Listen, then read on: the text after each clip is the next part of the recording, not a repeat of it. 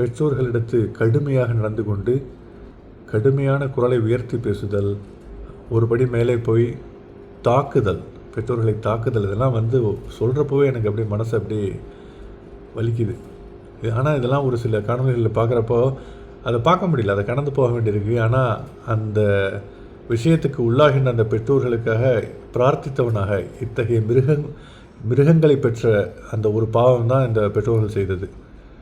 இதுக்கு தான் குழந்தைங்கள் சின்ன வயசாக இருக்கிறப்ப பெற்றவங்களுக்கு மரியாதை செய்ய வேண்டும், பெற்றவங்களை பேண வேண்டும், பெற்றவர்களை அவமதிக்கக்கூடாது, வயது மூத்தவர்களை மிகுந்த மரியாதை கொடுக்க வேண்டும் அப்படின்னு சொல்லிட்டு ஒவ்வொரு விஷயத்துலேயும் இந்த நல்ல பண்புகளை ஊட்டி வளர்க்குறோம். ஆனால் இப்போ உள்ள மக்கள்லாம் இந்த மரியாதை, கல்வி, அறிவுலாம் என்னங்க, எப்போ வேணாலும் கற்றுக்கலாங்க, ஒன்றும் பிரச்சனை இல்லை, வயசாகி கூட நம்ம படிச்சுக்கலாம். ஆனால் இந்த பண்பு நலன்கள்லாம் குழந்தையிலேயே அப்படியே மனசில் பசுமரத்தாணி போல் பதிஞ்சிடும். அப்போ சொல்லிக் கொடுக்குறப்போ பின்னால் இளமையில் கற்காத இந்த மாதிரியான பண்பு நலன்கள் பின்னால் வராதுங்க அவங்களுக்கு ஆக்சுவலாக. அதனால தான் சின்ன வயசுலேயே சொல்லி சொல்லி வளர்க்க சொல்கிறாங்க. இறைமறையில், திருமறையில், திருக்குர்ஆனில் அழகான ஒரு வசனம் வருது. வக்குர் ரப்பி ரஹம்ஹுமா கமா ரப்பயானி ஸகீரா. என்ன அர்த்தம்னா, நான் குழந்தையாக இருந்த பொழுது, நான் இளமையாக இருந்த பொழுது எவ்வாறு எனது பெற்றோர்கள் கருணையுடனும் பாசத்துடனும் பார்த்து கொண்டார்களோ அவ்வாறே அவர்கள் மீதும் நீ கருணை காட்டுவாயாக அப்படின்னு இறைவன்கிட்ட பிரார்த்திக்கின்ற அருமையான திருக்குர்ஆன் வசனங்கள். ரப்பனா ரப்பி ரஹம்ஹுமா கமா ரப்பயானி ஸகீரா. ஒவ்வொரு தொழுகைக்கு பிறகும் எல்லோரும் மறக்காமல் ஓத வேண்டிய மிக முக்கியமான துவா. கண்டிப்பாக இந்த பிரேயரை மறந்துட வேணாம். இது வரைக்கும் நீங்கள் கேட்காம இருந்தாலும் இனிமேல் கேளுங்க. உங்களிடத்தில் பெற்றோர்கள் ஒருவரோ இருவரோ நீங்களை பெற்றிருந்தால் நீங்கள் அதிர்ஷ்டசாலிகள், யுவர் லக்கி. அவங்கள பேணுங்க, அவங்கள வச்சு கொண்டாடுங்க, அவங்களோட சந்தோஷமாக பேசுங்க, இன்முகத்தோடு அவங்களோட உட்காந்து டைம் ஸ்பெண்ட் பண்ணுங்கள். அவங்களால தான் நீங்கள் இந்த இந்த இந்த சுச்சுவேஷனில் இருக்கீங்க, அவங்களால தான் நீங்கள் வளர்ந்துருக்கீங்க, முன்னேறி இருக்கீங்க. அவங்க கொடுத்ததான் உங்கள் அறிவு. இறைவன் பெற்றோர்கள் மூலமையன்றி உங்களுக்கு இத்தகைய அறிவையும் பொருளாதாரத்தையும் இத்தகைய உயிரிய நிலையையும் உங்களுக்கு வழங்கவில்லை.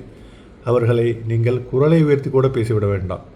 பெற்றோர்கள் மிக பொக்கிஷம் போன்றவர்கள், மிகவும் மதிப்பற்ற ஒரு இன்வேல்யூபிள் அசெட்.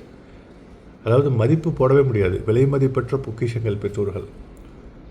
ரொம்ப சந்தோஷத்தோடையும் இன்முகத்தோடையும் பேணுங்கள்.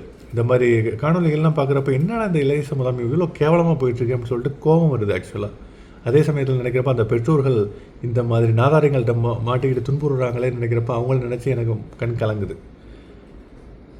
அதாவது நம்ம கல்வி, அறிவு, பொருளாதாரம் இதெல்லாம் ஒரு பக்கம் இருக்கட்டாங்க. இதெல்லாம் இப்போ பெற்றோர்களை பேணக்கூடிய மிக அத்தியாவசியமான அந்த மரியாதை செய்யக்கூடிய பேணக்கூடிய இந்த ஒரு பேசிக்கான ஒரு விஷயம் இல்லைன்னா நீங்கள் எதுக்குமே லாய்க்கு இல்லைங்க. You are total waste.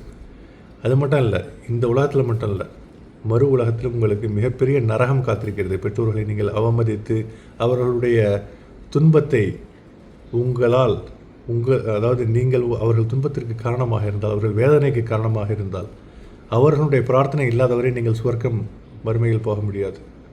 ரொம்ப ஜாக்கிரதையாக, ஒரு மிகவும் ஜாக்கிரதையான விஷயம். சுவர்க்கம் நரகத்துக்கு போகிறத விடுங்க, பெற்றோர்களை பேண வேண்டியது ஒரு ஆட்டோமேட்டிக்காக வர ஒரு விஷயங்க. அவங்க இல்லைன்னா நீங்கள் எங்கேருந்து வந்தீங்க ஆக்சுவலாக. இதை பார்த்துட்டு இருக்கிற ஒவ்வொரு ஆளும் நீங்கள் பெற்றோர்களை எப்படி நீங்கள் பேணுறீங்கன்னு சொல்லிட்டு மனசாட்சியை தொட்டு உங்களையே நீங்கள் கேட்டுங்க. பெற்றோர்களை நீங்கள் அவர்கள் மனசு வலிக்கிற மாதிரி அவங்க ஒரு சில விஷயங்கள் தவறுகள் செய்யலாம். வயதாகி இருக்கிற அந்த சமயத்தில் ஒரு சில சமயங்களில் ப்ளஸ் மைனஸ் இருக்கும்.